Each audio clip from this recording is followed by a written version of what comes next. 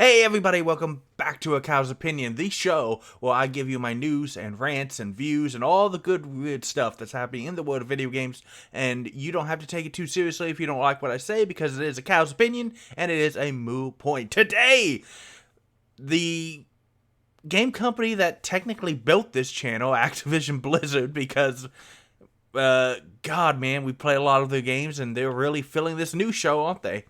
Is in the news again because Epic, the other major storefront for video games alongside Steam, is now claiming that Google paid Activision Blizzard huge sums to not compete with their Google Play. Now, this is a really interesting story. So, Google has been accused in Epic's ongoing legal viewings and filings and court appearances of paying other major publishers not to make their own app stores. Now, if you're wondering what the hell that has to do with Epic, Epic is currently the maker of Fortnite. Nice little game you might have heard. And they have really been trying to get around the fact that Google and Apple, when they put it onto mobile, take huge chunks of money out of their pockets. They're not very happy about it.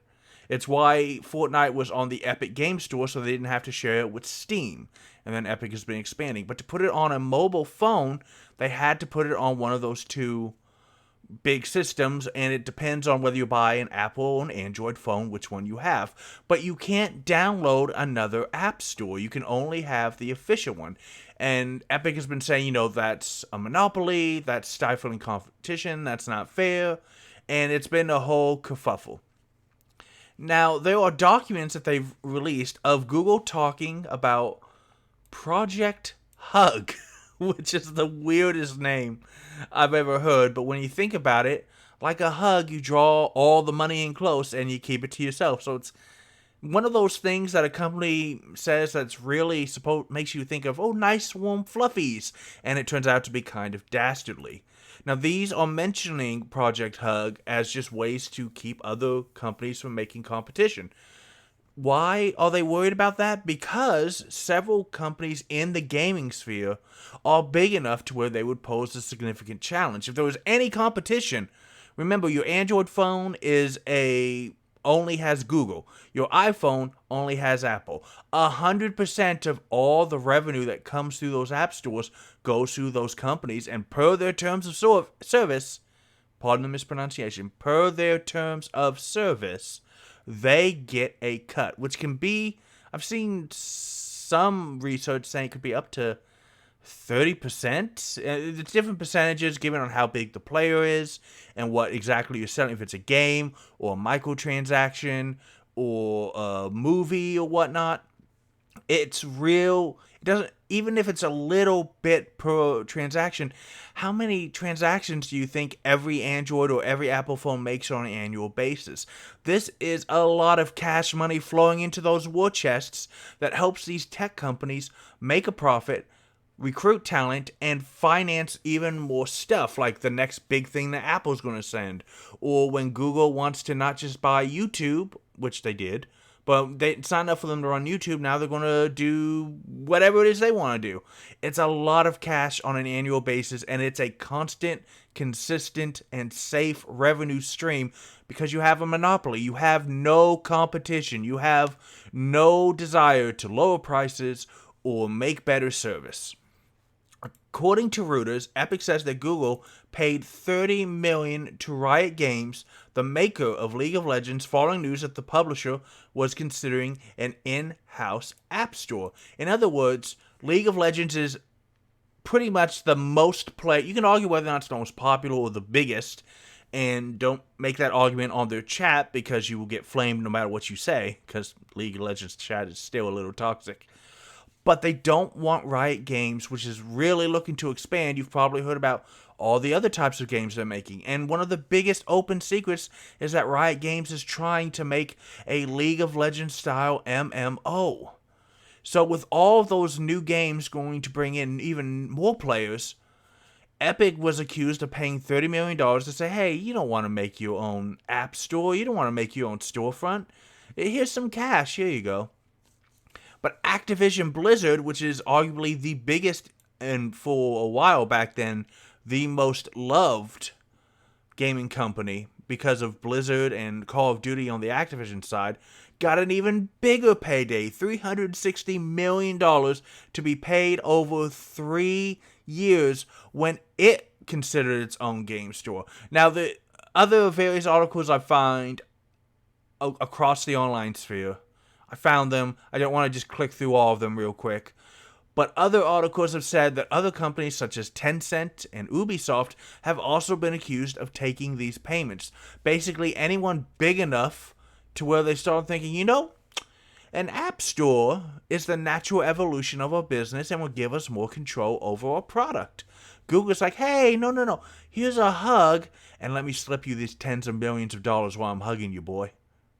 It came out a little more aggressive than I thought, but it's the basic premise. Now, Google, of course, is saying, hey, that's not true, and that it's much more to do with, like, brand deals, and the payments included things like cash for posting content on YouTube, or credits towards having ads on Google, or having cloud services to run their servers and their products. And they're like, no. So it's not like Google gave Riot Games $30 million. They're kind of, sliding it around like, hey, here's some money, and also here is some cash to put more content on YouTube, and we're going to give you some ad credits and stuff so that nobody, you get a little discount on your revenue next year when you're putting out your stuff. But I want to put this out. Google cannot, however, deny that a major App Store competitor on Android would eat into its bottom line. Google has consistently leaned on device makers to only bundle the Play Store, and its own analysis predicted billions in losses if the Play Store was no longer the dominant way to get apps on Android. That's not a misprint or a misquote. Billions with a B is a lot of money. Even to the biggest, most powerful companies in the world, they can't afford to just suddenly have billions of revenue disappear. Now, an article goes on to say, the stuff I've summarized a little bit, that Epic's lawsuit against Apple has taken the center stage since the initial filing, but Fortnite was kicked out of the Play Store just as swiftly as it was from the App Store. And this began back in 2020, when a certain worldwide medical emergency may have, pushed it a little further down on the clickbait article news feeds and YouTube commenters than you might have thought. And there's been some movement since then, with both Google and Apple lowering the traditional 30% cut they took for every sale. However, Epic mostly lost its case against Apple, though there is still one minor matter under appeal. Technology is something that's weird to regulate from a legal basis, because the people who make the technology are usually younger, like us. And the people who make the laws are usually older, like your grandparents. The average age of a politician in the U.S. Senate and the House, even with turnover, it trends higher than it does in the tech industry because, the best politicians stay in politics for a very long time. So, tech regulation is... It's not that they're necessarily not interested in it. It's a little difficult for them to just grasp it. If you ever had to teach your parents how to use Netflix for the first time, or get a certain app on their phone to work, you understand that they might not just understand what's going on. I'm not trying to say that to be mean. It's just the way it is. So at the end of the article, it talks about how they have ways to manage the apps. Apple locks down the iPhone, preventing anyone from installing apps from outside its garden. And that to get around that, you have to jailbreak your hack, which is even harder to do because under the guise of protection from viruses and other malicious things, Apple also just happened to make it a lot more difficult to jailbreak. Not impossible, but it's not necessarily something that you can just do it yourself with a YouTube video in 5 minutes. You may have to hire someone and pay them a significant amount of money to do it. And on Android, you can install apps from outside, they call it sideloading with a single setting, but Epic still contends Google is behaving in an anti-competitive manner by paying publishers to not launch alternative stores where people might be able to get those apps. And that's the kicker of it. Apple and Google make so much damn money from their stores that it's literally good business sense for them to just pay any potential competitor, any character, any company, any whatever C word you want to use, that says, I know, an app store would be really great. Apple and Google back up the truck and dump a bunch of money in their lap. It's like, hey, do you want to spend hundreds of millions of dollars in years making something that might not work? Or would you rather have that money for another product where you have less competition? Here's some more money for it too. So that's our first story, guys. I think that it's pretty monopolistic, and I am not going to complain about it because it's pretty damn convenient. I mean, everything's on my app store on my iPhone. I'm part of the problem. We all are, honestly, because we just get so comfortable with this that we forget that, hey, you know, maybe apps would be... I mean, I play mostly free-to-play gacha games on my phone, but maybe video downloads of movies and songs and other stuff would be cheaper if there were one or two other viable alternatives. And that's something that's honestly worth talking about. Is it ever going to happen? I don't know. They're pretty damn well entrenched, and that's a lot of money to compete against, even if you manage to make your own. But we shall see as we move on to the next story. In our next story, there is now a report, unconfirmed, that the federal government here in America is going to fight Microsoft's purchase of Activision Blizzard. The $69 billion deal, but no time for laughs now, is likely to file an antitrust lawsuit from the Federal Trade Commission. For those of you not in America, the Federal Trade Commission is our version of the group that makes sure that deals are fair and everything goes well. And here, the FTC's been a bit more aggressive lately, and the most recent success was they stopped two major book dealers, Penguin Random House and Simon Schuster, from merging that would give book publishers a massively smaller field. Now, the FTC is emboldened, but they have not made an official announcement said, and the report is cautiously letting you know that a lawsuit is not guaranteed, but they have done much of the heavy lifting, such as receiving depositions from both the boss of Microsoft and the boss of Activision Blizzard, the hated Kotick. And the agency says it could come within the next month. Now, obviously, if they file this, there's only one goal: to prevent Microsoft from buying Activision Blizzard, because I think it would give Microsoft too much of an unfair advantage. The argument is still going on in Europe, as they've opened an investigation as well. And the UK also says that the merger may be expected to result in a substantial lessening of competition within any market or markets in the United Kingdom for goods or services. Politico also mentions Google as a lesser opponent, saying it has purposely degraded the quality of its Game Pass subscription service when used with Google's Chrome operating system, and owning Activision would further its incentive to do so, ultimately steering hardware sales towards Microsoft and away from Google. Google doesn't have hardware anymore because Stadia is gone, and that wasn't even hardware, really. So that's not really going to be a good... Politico doesn't understand what the hell they're talking about, or whoever said that. That's not really going to be a thing.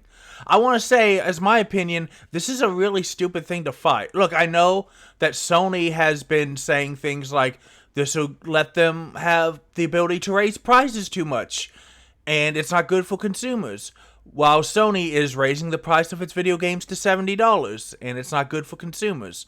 Sony recently also said that this is proof that Nintendo has been being pushed out of the market as well. And when Microsoft pointed out that Nintendo has made games like Splatoon, Sony tried to counter, well, they're not trying to go for 18 plus. Sony is full of garbage right now. You don't want to believe a word that they say. But the fact that this is happening is not good for Microsoft.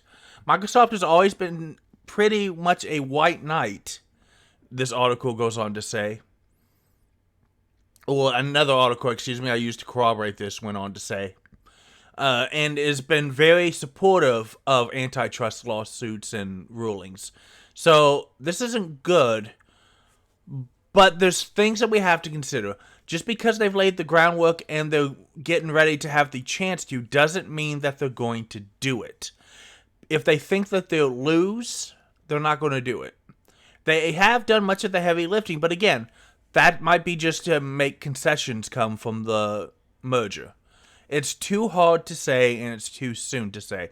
Honestly, I think this is ridiculous, because Activision Blizzard really does need a massive change in leadership, and the only way that's going to happen is if someone buys them out, because Bobby has too many shares to lose the CEO position, and he's got too much power to lose the CEO position unless you buy him out. It's really weird that now is the time you want to suddenly play more police, when the bad troll is about to go away. This is absolute garbage. And I don't know what they're trying to do. We're going to move on to our final and thankfully brighter story for you guys, this midweek update. But this is just dumb. I don't understand this at all. And to end this, before I wish you all a happy Thanksgiving and ask you to go ahead and go down there, hit that subscribe button, comment on what you liked, and if there's any news stories you think I should comment on or stuff I should look into. Steam has decided to smack us upside the head with Black Friday because it's discount time again. The autumn Steam sale is officially underway, and it's going to have a ton of deals out there. Pretty much any genre you want, you're going to be able to get some of the best, the wonderfulest, the most innovative, the most fun games on your PC. From atmospheric adventure in other waters to action souls like Sekiro, Shadows Die Twice. Now's the time to buy all those games you're never going to play. So it's going to run from Black Friday and Cyber Monday. That's the 22nd, which is today, if you look down here at my little thing. And up until the 29th. The 29th is actually at 1 p.m. Eastern. So that's actually the Tuesday after Thanksgiving, if you're here in America. That's a freaking long Black Friday autumn sale. They're going to be constantly rolling in new deals, all kinds of stuff. And there's a ton of stuff. And the article goes into highlights. We got... This is pretty much a who's who of gaming. How about Cyberpunk, which is apparently much better and 50% off? How about Red Dead Redemption 2 for 67% off? Monster Hunter Rise, The Witcher 3, $8 for The Witcher 3 if you've ever been wanting to play it. The Skywalker Saga Lego Edition is half off. God of War the original, if you haven't had a chance to play God of War before Ragnarok, you can get it for 25% off. Valheim for a third off. Blasphemous for 75% off. Civ 6, $6. Digimon Survive for a third off. Tales of Arise, 60% off. Persona 5, if you've ever loved dungeon crawlers, if you've ever loved Persona, you can get the Royal for $42. That's amazing. New World is half off. Stray is 20% off. Deep Rock Galactic is 67% off. Doom Eternal is $10. No Man's Sky is half off. Devil May Cry is $10. City Skylines, the base game of a really fantastic city builder with tons of DLC that you can pick up later, is just $9. Hades is $15. Dead Cells is $15. Hollow Knight is half off at $7.50, and Enter the Gungeon is only $6. Risk of Rain 2 is $12.50. Dead by Daylight is $8. There are so many killers and so much fun in that game. I don't play it myself, but I can easily watch people play it for hours. It's literally just your own mini horror adventure, and it's fantastic. Total War Warhammer 2 is only about $20. Town Scrapper is only $4. I don't know what that is, but it's in the highlight reel, which means I'm probably going to look at it. Northgard is only $9. Humankind, the more innovative civilization game from Sega, I believe, is only $25. Inscription. This is a fantastic roguelike card game that I can't even describe without spoiling, but it's only $12. And Disco Elysium, the final cut, is only $10. And it's also time for the Steam Awards. People, you need to go to the store page and vote for your games. They are looking for Game of the Year, the VR Game of the Year, the new best game on the go, now that they have their own Steam hardware. Labor of Love, I guess that means the one that you can tell the developers put together the best. Better with Friends for multiplayer, most innovative, outstanding story, best game you suck at. Probably for like roguelikes and the really hardcore ones. Outstanding visual, best soundtrack, sit back and relax. While a lot of these are competitive, the author goes on to say Sit and Relax has Super Chill City Builder Dorfromantik, It's about plopping down fields and buildings on a hex grid. I've seen that one before. Literally just the one that you want to stay and chill. And it's even 20% off as well if you want to give it a shot. Guys, I want to wish you happy Thanksgiving and enjoy your turkey, enjoy your football. If you're not here in America, then I still hope that you're wonderful and that you're spending some time with people you care about. Play more games, because games are awesome and you deserve the awesome. I'll see you next time.